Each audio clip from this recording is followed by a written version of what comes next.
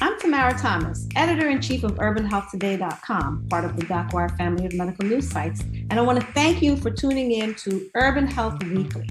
Our goal each week is to keep you informed of the latest in health and medical news right from today's headlines. It's time to empower yourself with open conversations about your medical care with news that matters to you.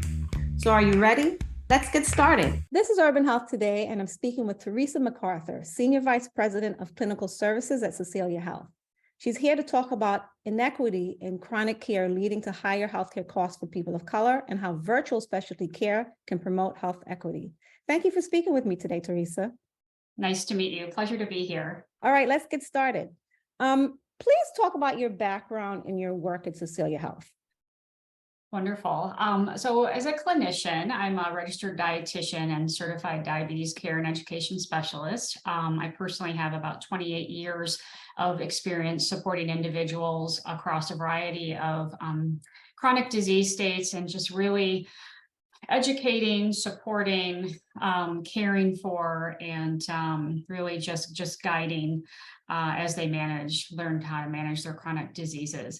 At Cecelia, as you mentioned, I'm over our clinical services organization, and I manage a large group of amazing clinicians who work with individuals each and every day, just really navigating the many challenges that exist across managing, whether it be cardiovascular disease, obesity, diabetes, kidney disease, respiratory disease, and you can go on and on. That there's so many challenges from a cost perspective and just a psychosocial perspective and just the overwhelming burden of your day-to-day life trying to manage a chronic disease. And so that's what we do here at Cecelia, is really work with individuals to empower them to be able to do this on their own and make it be as easy as possible. And we're there for them. So excited to talk more about that.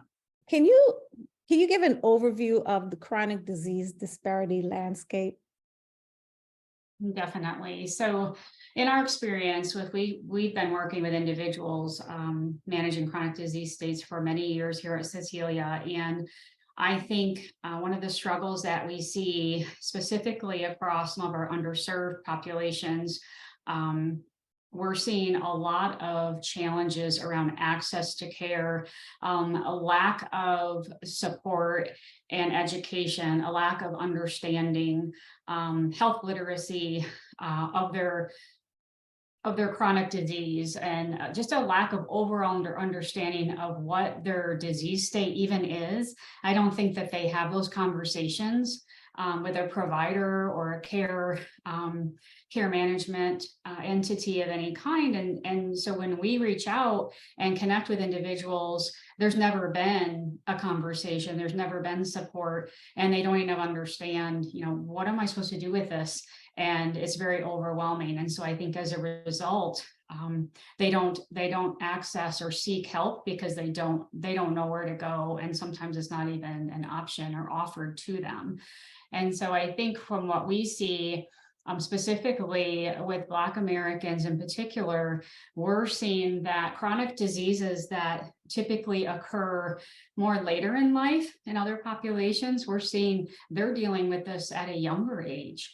And I think that's what is really contributing to the increased cost and the challenges later on with complications from these chronic diseases, because we're seeing that with these populations and in research that, high blood pressure is surfacing at a younger age, obesity, diabetes.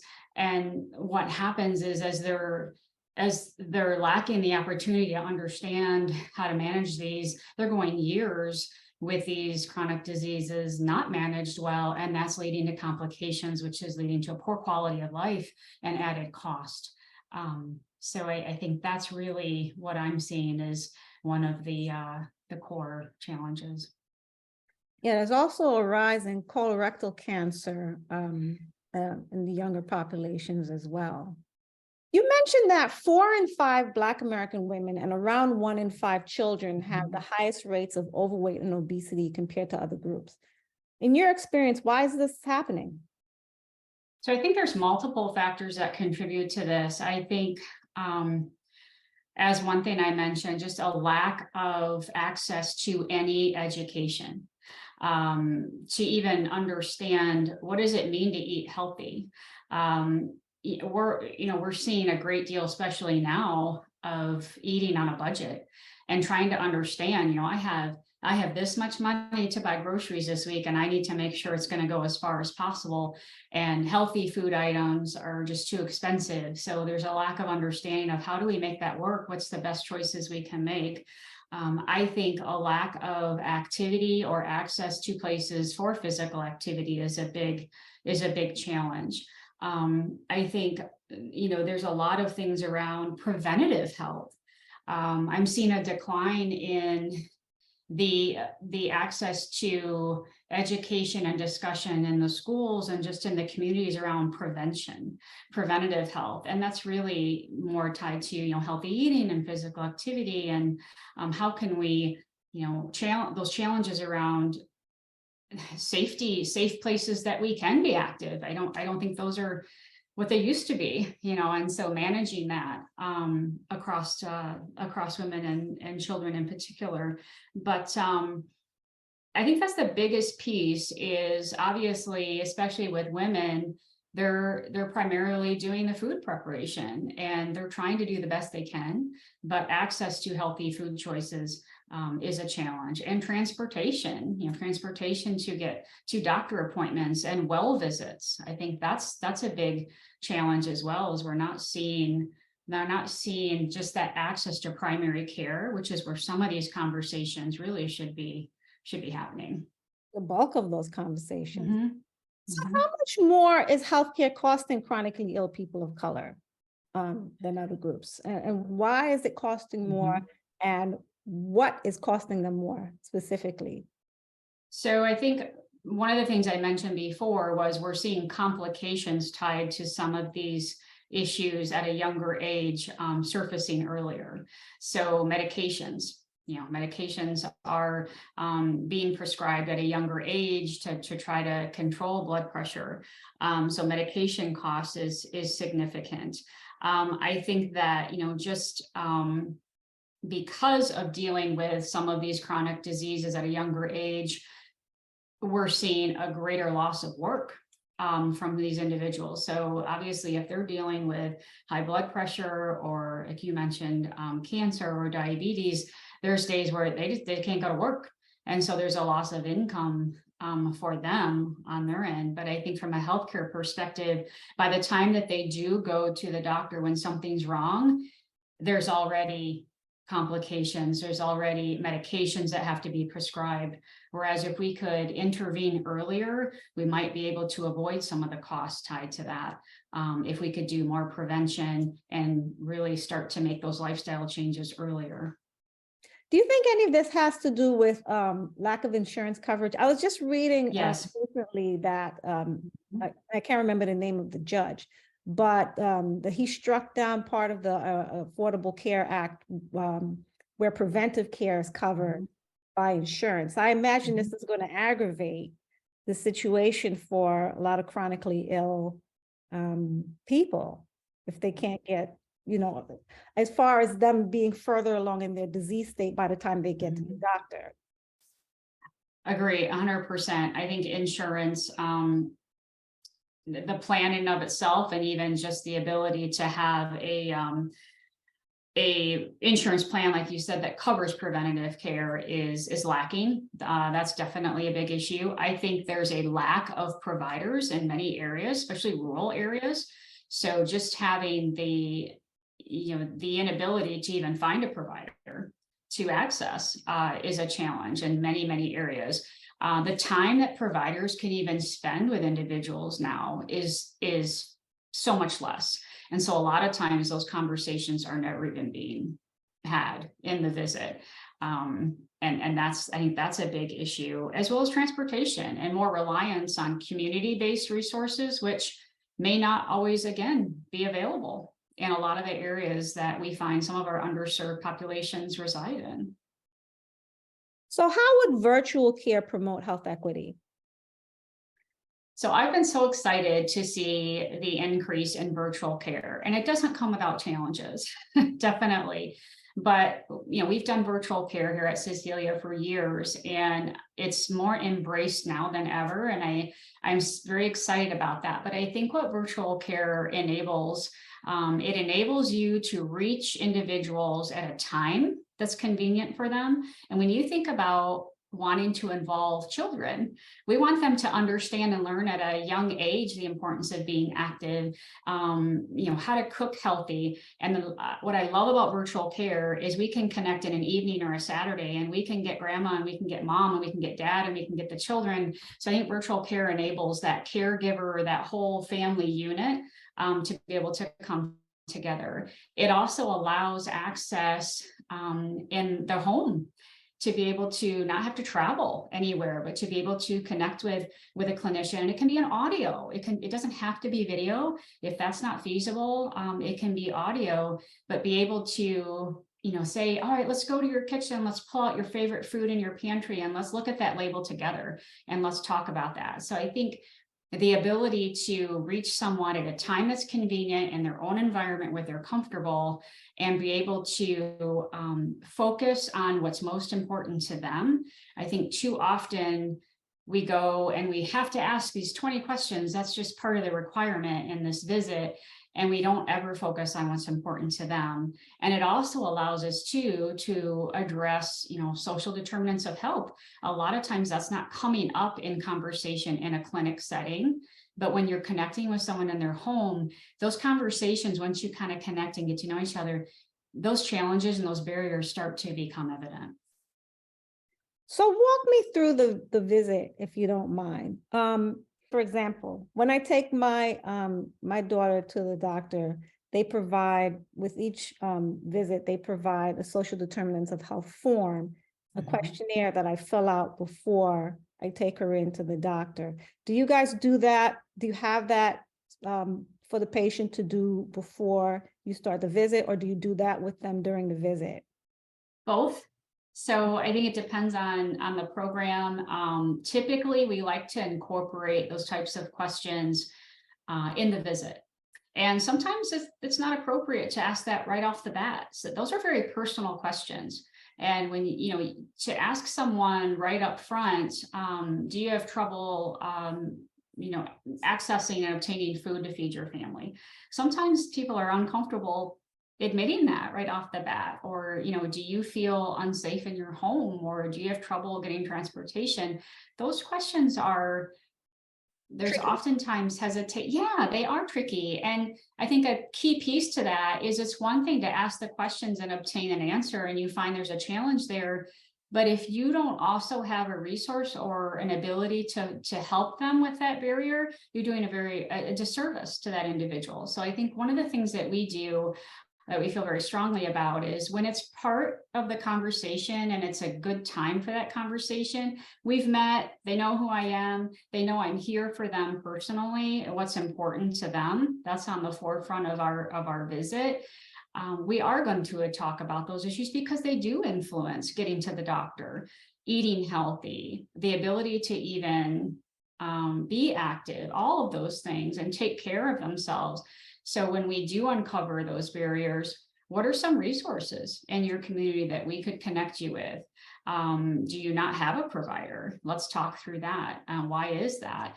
Transportation, let's talk through that. So that's all kind of woven into the conversation once that trust is there.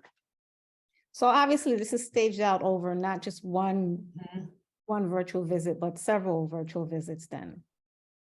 Correct. Right. And I think it needs to be driven by the individual. So if I come to the table and I say, we should be meeting every week because I have a lot I need to teach you, if that's really a little bit overwhelming, or that's too much for that individual, we need to do it at the pace and the frequency that works for them.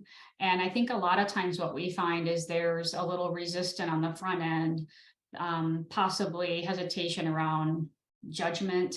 this isn't going to work. This is too much. You're just going to tell me 50 things I need to do, and it's just too much on my plate. I think we find that hesitation on the front end. And then once that relationship starts moving, we do meet more often. But the goal really is to empower and educate and provide the tools so that these individuals can do this on their own, because we are only there a short time. We're not going to be there for years. What do you do for labs, say, for example, if you need to follow up with, let's say, blood work or some other sort of diagnostic? Yeah, so great question. So we can either reach out to their provider and we can obtain labs if they've been done recently, lab history. If they really haven't done labs for quite some time, we again work with their provider, but it goes back to the why. So if somebody doesn't understand the importance of actually completing that lab work, they're not going to do it. They need to understand what labs are important to understand, why all those are important, and when was the last time you had those done, and reach out to your provider. So we communicate with the provider if need be on behalf of the member, or we educate the member to go back and reach out to their provider to have those done. Well, what if they don't have a provider? I mean, I'm sure you found cases where this patient is late into whatever disease state they're in, and they have a provider. I know you talked earlier about rural areas having a dearth of providers available, lack of providers. What do you do with those patients? How do you get them set up? Definitely. So we'll find out obviously where they're located and try to get an idea of what's available to them within a reasonable radius that they could go to. That might be a community care clinic, it might be a health department, it might be a family practice provider that they didn't know existed. This would be a great place for you to go. So we try to definitely, we can only do so much. I mean, we can equip them with options for a provider and the importance of getting a provider. Obviously, we want to look at, do they have insurance? What is their health plan? We want to make sure we're not routing them somewhere that they can't even afford to go to. So that's part of that conversation. A number of these chronic disease states start with obesity.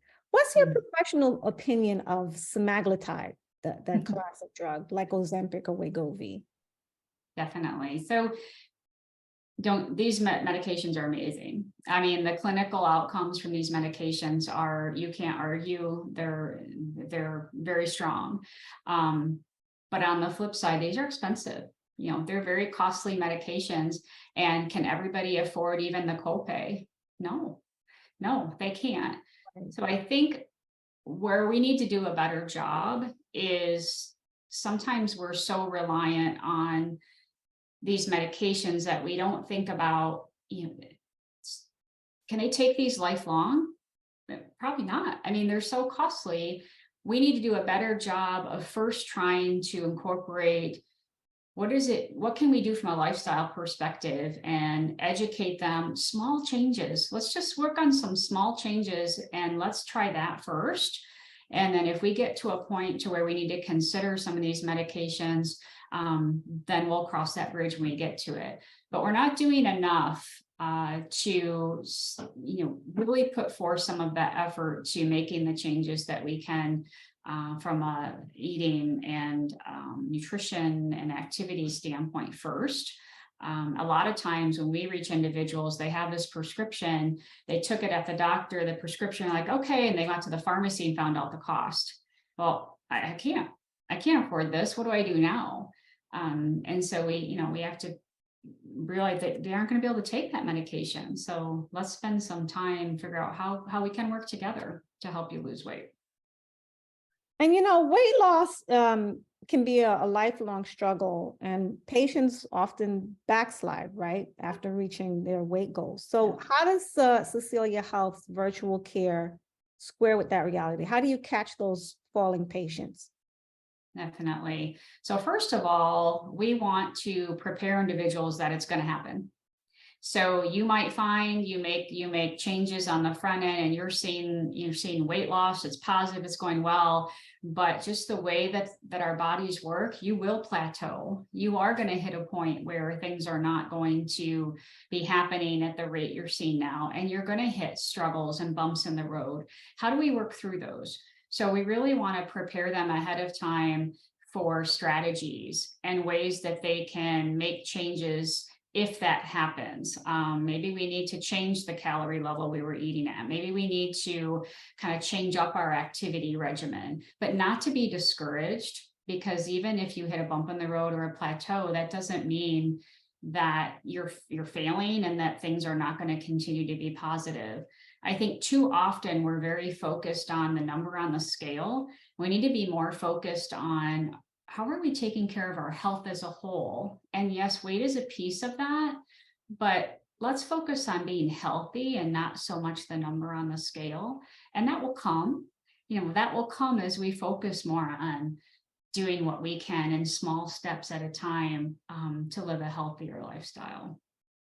Now, what is and you talk about the impact that Cecelia's virtual health specialty care has on your patient population? So across of our programs, what we're seeing is a significant improvement in medication adherence, which just that in and of itself. So 50% of individuals have not even initiated a prescribed medication. And so when we connect with individuals, we find out that, I only take my blood pressure medication if I don't feel well. Or, I think my blood sugars are doing great, so I only take it if I have a high blood sugar. Or financially, I need to spread it out. I need to take it every other day instead of every day because I can't afford the full prescription. So you start to find out a lot of barriers around medication adherence. And I think being able to work with individuals to improve that is something we do very well at Cecelia. And that in and of itself is going to help improve outcomes such as A1C reduction. We'll see an average at least of 1% A1C reduction with individuals of an A1C 8% or higher through our programs. Weight loss as part of our cardiovascular, obviously obesity programs, but diabetes programs as well. We're always focusing on, helping with weight management as well across our populations. How quickly can patients get appointments? And how do you identify which patients to target? Mm-hmm. Great question. So one of the wonderful aspects of remote or virtual care is you can scale. You can do so many more appointments in a day. And as I mentioned, we do evenings and Saturdays, and it's so much more feasible to have more opportunities, to get an appointment or to meet with a clinician. Oftentimes when we meet with employer groups or health plans, there is priority based on, say, acuity level. So if you have someone that has a higher hemoglobin A1C, obviously that's somebody that is at higher risk. And so we really want to prioritize them versus somebody that is not on medication, already has an A1C, say, of 6.8, and they really want to learn more about how to eat healthy. So sometimes it's prioritized more by acuity or, labs that have been done, A1Cs, BMI. So if it's a weight management program, those that have a higher BMI or in the obesity with a comorbidity already dealing with diabetes, those are probably going to be considered higher priority members to work with. So they're already members of Cecelia Health, and then you just identify them by the data that you have on them in terms of their risk factors. When we're working with, say, health systems or health plans or employer groups, they will provide a list to us based on what they decide is going to be more about. This is the population we want you to work with. And then to your point, any data that we would have to help us understand who's high risk. And it might not be that we reached out to them sooner. It might be that they don't need as comprehensive or as high touch of a program, right, if that makes sense, versus reaching out to them later on per se. Right, right. Well, I think this is great what you guys are doing, reaching patients that otherwise don't have access, steady access to reliable care. You guys are making a difference. Well, it's exciting, and it's, to be able to reach someone who has never had the opportunity to have some of the conversations that they've been needing to have and want to have. And when we see that light bulb come on with an individual to have a better understanding, and just to know someone really sincerely cares about what they're going through and understands what it's like to have a side effect with a medication. How do I manage that? Or, I'm just struggling to make ends meet and you want me to eat healthy. How am I supposed to do that?